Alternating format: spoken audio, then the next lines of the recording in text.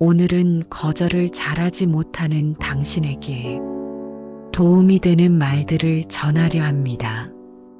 혹시 이런 경험이 있으신가요? 부탁을 받는 순간 속으로는 싫다고 말하면서 입으로는 그럼요, 해드릴게요가 나오는 경험. 퇴근하려는데 팀장이 슬쩍 말을 겁니다. 이것 좀 오늘 안에 될까요? 오늘은 아이 학교 행사가 있는데. 하지만 입 밖으로 나온 말은 이렇습니다. 네, 해볼게요. 회의가 끝나는데 누군가 묻습니다. 이번 사내 행사 기획 혹시 맡아줄 수 있어요? 내 업무도 넘치는데. 그러나 당신은 고개를 끄덕입니다. 왜 그럴까요? 거절했을 때 돌아올 시선이 두렵습니다. 싫은 소리 하는 사람이 될까봐 두렵습니다. 관계가 틀어질까봐 두렵습니다. 나 하나 희생하면 되지라는 마음이 늘 먼저 나옵니다. 그런데 그 결과는 어떻습니까? 몸은 지쳐 있고, 마음은 텅 비어 있고, 정작 내가 해야 할 일, 내가 하고 싶은 일은 항상 뒤로 밀립니다. 이것이 번아웃의 시작입니다. 오늘 저는 여러분에게 2300년 전 한 사람의 이야기를 들려드리려 합니다. 공자의 사상을 이어받아 유교를 완성한 철학자 아성, 두 번째 성인이라 불린 사람 맹자. 그는 이렇게 말했습니다. 자신을 사랑하지 않는 사람이 어찌 다른 사람을 사랑할 수 있겠는가. 이 말 한마디가 오늘 우리의 길잡이가 될 것입니다. 맹자, 본명은 맹가. 기원전 372년 지금의 중국 산동성 추현에서 태어났습니다. 그가 가장 먼저 배운 스승은 다름 아닌 어머니였습니다. 맹모 삼천지교. 아마 한 번쯤은 들어보셨을 것입니다. 맹자의 어머니는 아들의 환경을 위해 3번이나 이사를 했습니다. 처음엔 공동묘지 근처 아이가 장례 흉내를 냈습니다. 두 번째는 시장 근처 아이가 장사꾼 흉내를 냈습니다. 세 번째는 학교 근처 그제야 아이가 공부 흉내를 냈습니다. 여기서 우리가 놓치지 말아야 할 것이 있습니다. 맹자의 어머니는 아들을 위해 자신을 희생했습니다. 그런데 그것이 맹자에게 심어준 것은 희생이 미덕이라는 메시지가 아니었습니다. 내가 제대로 잘하는 것이 중요하다는 메시지였습니다. 맹자는 훗날째, 양 등등 여러 나라의 왕들을 찾아다니며 자신의 철학을 펼쳤습니다. 그런데 흥미로운 것은 맹자는 왕 앞에서도 당당했다는 것입니다. 양의 왕이 선생께서 우리나라에 오셨으니 어떻게 우리나라에 이익을 주시겠습니까? 라고 묻자 맹자는 이렇게 답합니다. 왕께서는 하필이면 이익을 말씀하십니까? 인과 의가 있을 따름입니다. 이익을 찾는 왕 앞에서 도덕을 말한 것입니다. 거절이었습니다. 왕에 대한 거절. 맹자는 아무에게나 고개를 숙이지 않았습니다. 왕이라도 그릇되면 비판했고 옳지 않은 요청에는 응하지 않았습니다. 그것이 가능했던 이유는 하나입니다. 그는 자신의 가치를 알았기 때문입니다. 많은 사람들이 맹자를 오해합니다. 유교라고 하면 희생하라, 낮추어라, 참아라는 이미지를 떠올립니다. 하지만 맹자 철학의 핵심은 그것이 아닙니다. 맹자는 말합니다. 인이란 사람의 마음이요 의란 사람의 길이다. 인은 어질, 즉 사람다움입니다. 의는 올바름, 즉 마땅한 길입니다. 그런데 여기서 중요한 것은 이 인과 의가 밖에서 오는 것이 아니라 안에서 오는 것이라는 점입니다. 맹자는 이렇게 말합니다. 인이해지는 외부에서 나에게 녹아드는 것이 아니라 내 안에 본래 있는 것이다. 우리는 태어날 때부터 이미 인과 의를 품고 있습니다. 그렇다면 무엇이 문제일까요? 맹자는 말합니다. 사람들이 닭이나 개를 잃어버리면 찾을 줄 알면서 마음을 잃어버리면 찾을 줄을 모른다. 거절하지 못하는 우리는 지금 무엇을 잃어버린 것일까요? 바로 자기 마음입니다. 자기 자신을 향한 마음, 자신을 돌볼 마음. 맹자는 이것을 방심, 잃어버린 마음이라고 부릅니다. 그리고 학문의 목적은 바로 이 잃어버린 마음을 되찾는 것이라고 말합니다. 학문의 길은 다른 것이 없다. 잃어버린 마음을 찾는 것일 뿐이다. 한 과장은 회사에서 한 과장한테 맡기면 되라는 말을 듣습니다. 성실하고 꼼꼼하고 거절 한 번 안 합니다. 팀장도 동료도 심지어 다른 부서 사람도 어려운 일이 생기면 한 과장에게 옵니다. 한 과장은 그 말이 처음엔 칭찬으로 들렸습니다. 내가 필요한 사람이구나. 내가 있어야 이 팀이 돌아가는구나. 그런데 어느 날 밤 야근을 마치고 집에 돌아와 거울을 봤습니다. 눈 밑에 다크서클, 어깨는 굳어 있고 오늘이 무슨 요일인지도 헷갈립니다. 한 과장은 자신에게 물었습니다. 나는 마지막으로 언제 내가 하고 싶은 것을 했지? 기억이 나지 않았습니다. 맹자가 말한 방심의 상태, 자기 마음을 잃어버린 상태가 바로 이것입니다. 많은 사람들이 자기를 먼저 챙기는 것을 이기적이라고 생각합니다. 특히 4050세대는 더욱 그렇습니다. 나 하나 참으면 되지. 내가 어른인데 내가 해야지. 이 나이에 무슨 내 얘기야. 맹자는 이 생각을 정면으로 반박합니다. 맹자는 이런 말을 합니다. 일정한 생업이 있는 사람은 흔들리지 않는 마음을 가질 수 있다. 그러나 일정한 생업이 없으면서도 흔들리지 않는 마음을 가지는 것은 오직 선비만이 할 수 있다. 여기서 항사는 안정된 물질적 기반, 항심은 흔들리지 않는 마음입니다. 이것은 정치 경제 이야기이기도 하지만 개인에게도 그대로 적용됩니다. 내 에너지가 바닥난 상태에서 남을 잘 도울 수 있을까요? 내 마음이 텅 빈 상태에서 진심으로 누군가를 챙길 수 있을까요? 내 몸이 망가진 상태에서 진짜 어질물 실천할 수 있을까요? 맹자의 대답은 아니오입니다. 진정한 이는 자기 자신이 충만할 때 흘러넘칩니다.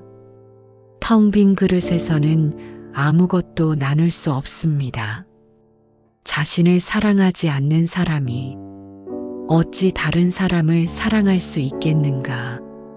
이것은 이기심을 권장하는 말이 아닙니다. 자기를 충만하게 채우는 것이 진정한 타인 사랑의 전제 조건이라는 말입니다. 비행기를 타면 이런 안내방송이 나옵니다. 산소 마스크가 내려오면 먼저 본인의 마스크를 착용한 후 옆 사람을 도와주십시오. 왜 나 먼저일까요? 내가 쓰러지면 아무도 도울 수 없기 때문입니다. 맹자가 말한 자기 사랑이 바로 이것입니다. 나를 먼저 세우는 것은 이기심이 아닙니다. 내가 쓰러지지 않아야 누군가를 붙잡아 줄 수 있기 때문입니다. 4050 직장인 여러분, 여러분은 지금 산소 마스크도 쓰지 않은 채로 옆 사람의 마스크를 씌워주고 있는 것은 아닙니까? 맹자는 사람을 대인과 소인으로 구분합니다. 일반적으로 대인은 높은 사람, 소인은 낮은 사람이라 생각하지만 맹자의 구분은 다릅니다. 그는 이렇게 말합니다. 큰 것을 따르는 사람은 대인이 되고 작은 것을 따르는 사람은 소인이 된다. 여기서 큰 것은 마음, 즉 인의입니다. 작은 것은 귀와 눈, 즉 감각적 욕구와 외부 시선입니다. 거절을 못하는 이유를 한번 들여다봅시다. 거절하면 상대가 나를 싫어할 것 같다. 거절하면 팀 분위기가 나빠질 것 같다. 거절하면 눈치 없는 사람으로 보일 것 같다. 이것은 무엇을 따르는 것입니까? 작은 것, 외부의 시선을 따르는 것입니다. 맹자는 말합니다. 눈과 귀라는 기관은 생각하지 못하고 외물에 가려진다. 그러나 마음이라는 기관은 생각할 수 있다. 다른 사람의 시선에 이끌리는 것, 그것이 바로 작은 것을 따르는 소인의 상태입니다. 반면 대인은 어떻습니까? 맹자는 대인에 대해 이렇게 말합니다. 대인이란 어린아이의 마음을 잃지 않은 사람이다. 어린아이의 마음, 적자지심. 어린아이는 아직 외부의 시선에 익숙하지 않습니다. 배가 고프면 운다고 말합니다. 싫으면 싫다고 합니다. 물론 사회생활에서 모든 것을 아이처럼 할 수는 없습니다. 하지만 맹자가 말하고자 하는 것은 자신의 내면의 목소리를 잃지 말라는 것입니다. 나는 지금 진짜 무엇을 원하는가? 나는 지금 정말 이것을 해야 하는가? 그 질문을 스스로에게 던지는 것, 그것이 대인의 시작입니다. 윤 차장은 마케팅팀에서 일합니다. 어느 날 영업팀 선배가 부탁합니다. 윤 차장, 이번 주 금요일까지 이 자료 좀 만들어 줄 수 있어? 우리 팀은 지금 손이 없어서. 금요일은 윤 차장의 어머니 생신입니다. 오래전부터 가족 식사를 약속했습니다. 윤 차장의 속마음은 안 된다입니다. 그런데 입에서는 이미 해볼게요가 나오려 합니다. 그 순간 윤 차장이 멈췄습니다. 지금 나는 무엇을 따르고 있는가? 선배의 시선? 거절했을 때의 분위기? 아니면 내 마음이 진짜 원하는 거? 그는 말했습니다. 선배, 이번 주 금요일은 어머니 생신이라 가족 약속이 있어요. 월요일까지는 드릴 수 있는데 그건 어떨까요? 어떻게 됐을까요? 선배는 아, 그래. 그럼 월요일까지 부탁할게라고 했습니다. 윤 차장이 두려워하던 일은 일어나지 않았습니다. 관계가 틀어지지 않았습니다. 오히려 그날 어머니 생신 자리에서 오랜만에 마음 편히 웃었습니다. 맹자의 말처럼 큰 것을 따른 사람의 결과입니다. 거절이 어려운 이유를 아십니까? 단순히 성격이 소심해서가 아닙니다. 단순히 착해서가 아닙니다. 용기가 필요하기 때문입니다. 맹자는 이 용기에 대해 아주 특별한 이름을 붙입니다. 호연지기. 제자 공손추가 묻습니다. 선생님의 장점이 무엇입니까? 맹자가 답합니다. 나는 말을 알고 나는 호연지기를 잘 기른다. 공손추가 다시 묻습니다. 호연지기란 무엇입니까? 맹자가 말합니다. 말로 표현하기가 참 어렵구나. 그 기운은 지극히 크고 지극히 굳세다. 올바르게 길러서 해치지 않으면 천지간에 가득 차게 된다. 이 기운은 의와 도와 짝을 이루어야 한다. 그것이 없으면 이 기운은 쪼그라들고 만다. 호연지기. 넓고 크게 차오르는 기운. 이것은 허세나 기세가 아닙니다. 올바름의 바탕을 둔 당당함입니다. 거절이 용기 있는 행동이 되려면 그 거절이 올바름에 근거해야 합니다. 이번 주는 진짜로 내일이 많아서 이것은 사실이고 올바릅니다. 지금 내 에너지가 이 일까지 감당할 수 없어서 이것도 사실이고 올바릅니다. 이것은 내 역할의 범위를 벗어나서 이것도 사실이고 올바릅니다. 올바름에 근거한 거절은 부끄럽지 않습니다. 오히려 맹자가 말하는 호연지기의 실천입니다. 맹자는 또 이렇게 말합니다. 나는 쓰임새에 집착하지 않고 내 도를 지킬 뿐이다. 지위, 체면, 남의 시선에 집착하는 것이 아니라 자신의 올바름을 지키는 것, 그것이 호연지기입니다. 오부장은 50대 중반입니다. 그는 회사에서 늘 좋은 사람이었습니다.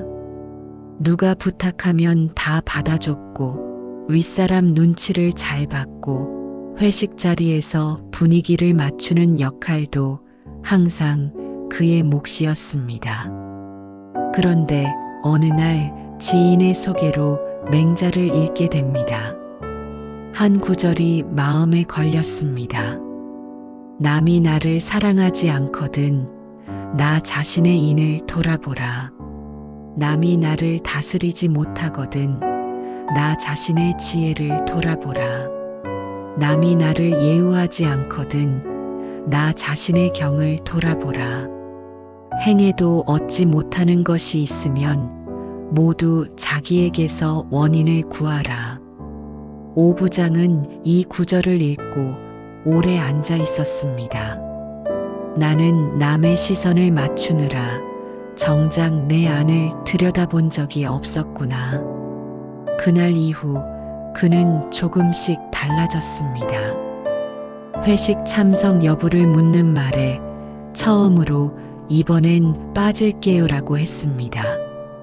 가슴이 쿵쾅거렸습니다.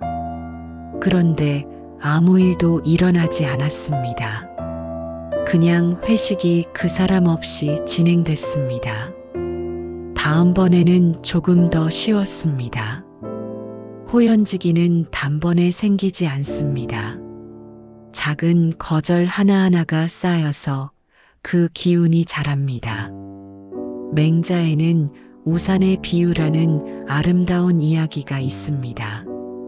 우산의 나무들은 일찍이 무성했다. 그런데 대도시의 교회에 있는지라 도끼로 날마다 찍혀나갔으니 어찌 무성할 수 있겠는가. 밤낮으로 자라고 비와 이슬이 적셔 주어도 새싹이 나는 것이 없는 것은 아니지만 소와 양이 또 뒤따라 뜯어먹으니 이 때문에 저 민둥산처럼 된 것이다. 사람들은 그 민둥산을 보고서 나무가 없었다고 생각하지만 이것이 어찌 산의 본래 성품이겠는가? 이 비유를 지금 우리에게 대입해 봅시다. 우산은 당신입니다. 도끼로 찍어가는 것들은 매일의 무리한 부탁들입니다.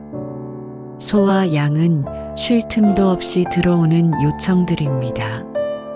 매일 도끼로 찍히고 소와 양에게 뜯기면 아무리 좋은 나무라도 민둥산이 됩니다. 그것이 번아웃입니다. 그리고 맹자는 이렇게 말합니다. 그것은 그 사람의 본래 성품이 그런 것이 아니다. 번아웃에 빠진 당신이 원래 그런 사람이 아닙니다. 의욕 없고 무기력하고 예민한 것이 당신의 진짜 모습이 아닙니다. 도끼에 찍히고 소와 양에게 뜯긴 결과입니다. 그렇다면 어떻게 해야 할까요? 맹자는 말합니다. 그러므로 길러줌을 얻으면 자라지 않는 것이 없고 길러줌을 잃으면 사라지지 않는 것이 없다. 자신을 다시 기르는 것, 자신에게 다시 물과 햇빛을 주는 것, 그것이 번아웃 회복의 시작입니다. 그리고 그 첫 번째 실천이 바로 거절입니다. 맹자는 말합니다.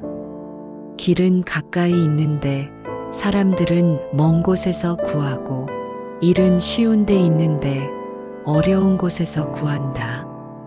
자기 자신을 돌보는 일, 거절하는 일, 경계를 긋는 일, 이것은 거창한 것이 아닙니다. 아주 작은 것에서 시작합니다. 첫 번째 실천 멈추고 물어보기. 누군가 부탁을 해올 때 바로 대답하지 말고 속으로 먼저 이렇게 물으십시오. 나는 지금 이것을 할 여유가 진짜 있는가? 이것은 내가 해야 할 일인가? 아니면 그냥 내가 하게 된 일인가? 맹자가 말한 적자지심, 어린아이의 마음으로 돌아가십시오. 꾸미지 않고 솔직하게 자신에게 묻는 것. 이것이 첫 번째입니다. 두 번째 실천 거절 언어 바꾸기. 많은 분들이 거절을 어렵게 느끼는 이유 중 하나는 거절은 상대를 거부하는 것이라는 생각 때문입니다. 그런데 실제로 거절은 요청을 거부하는 것이지 사람을 거부하는 것이 아닙니다. 언어를 이렇게 바꿔보십시오. 그 일은 못하겠어요. 대신 지금 제 상황에서는 이 정도까지는 드릴 수 있어요. 안 돼요. 대신 지금은 어렵지만 다음 주라면 가능해요. 맹자가 왕에게 말할 때도 그랬습니다. 단호하게 거절하지만 대안을 제시하고 상대의 품위를 지켜줬습니다. 거절은 관계를 끊는 것이 아니라 관계를 진실하게 유지하는 것입니다. 세 번째 실천 자신을 기르는 시간 만들기. 맹자는 우산의 비유에서 말합니다. 나무가 다시 자라려면 도끼질을 멈추고 물과 햇빛을 줘야 한다고. 매주 혹은 매일 자신을 위한 시간을 확보하십시오. 그 시간은 남에게 양보할 수 없는 시간입니다. 읽고 싶었던 책, 오래 못 만난 친구, 좋아하는 음악, 아무것도 안 하는 시간. 맹자는 이렇게 말합니다. 자신을 해치는 자와는 말을 나눌 수 없고 자신을 버리는 자와는 함께 일할 수 없다. 자신을 해치는 것은 무기나 병이 아닙니다. 자신에게 쉴 틈을 주지 않는 것, 자신의 마음을 무시하는 것, 그것이 자신을 해치는 일입니다. 네 번째 실천 방구적이. 맹자는 이런 말을 합니다. 행해도 얻지 못하는 것이 있으면 모두 자기에게서 원인을 구하라. 방구석이 돌이켜 자기에게서 구한다. 거절을 못하는 것이 타인의 문제가 아닌 나 자신 안에 무언가와 연결되어 있을 수 있습니다. 인정받고 싶은 욕구, 버려질 것 같은 두려움, 어릴 때부터 형성된 착한 사람 역할, 이것들을 들여다보십시오. 탓하려는 것이 아닙니다. 이해하려는 것입니다. 이해해야 바꿀 수 있습니다. 맹자는 말합니다. 만물이 모두 내 안에 갖추어져 있다. 우리가 필요로 하는 것, 자존감, 용기, 올바름, 어지. 이것은 밖에서 누가 가져다 주는 것이 아닙니다. 이미 우리 안에 있습니다. 다만 도끼에 찍히고 소와 양에 뜯기며 그것이 조금씩 덮여버린 것입니다.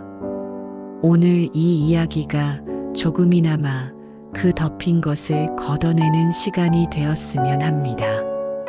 거절한다고 나쁜 사람이 되는 것이 아닙니다. 거절한다고 관계가 무너지는 것이 아닙니다.